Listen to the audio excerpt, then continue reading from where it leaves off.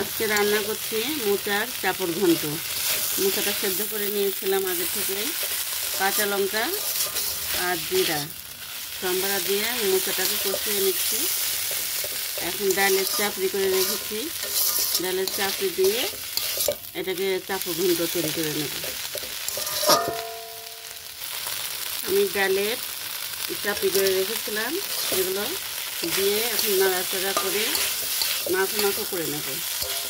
নিয়ে একটু ঘি দেবো, দিয়ে নামিয়ে নেব।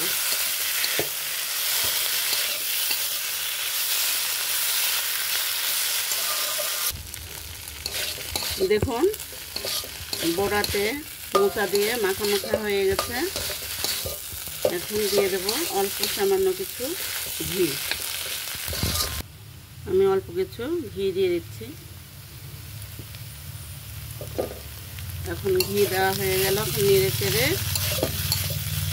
ডালের যে চাপড়ি করে রেখেছিলাম তা দিয়ে মোচার চাপড় ঘন্ট হয়ে গেল। অসাধারণ খেতে লাগে। আপনারা যদি খেয়ে না থাকেন, অনেকেই হয়তো খান নাই, একবার ট্রাই করে দেখবেন, খেয়ে দেখবেন, মাছ মাংস দূরে থাকবেন, ভাববেন যে আবার এটাই তৈরি করতে হবে। আমার হয়ে গেল চাপড় ঘন্ট, এখন নামিয়ে নেব।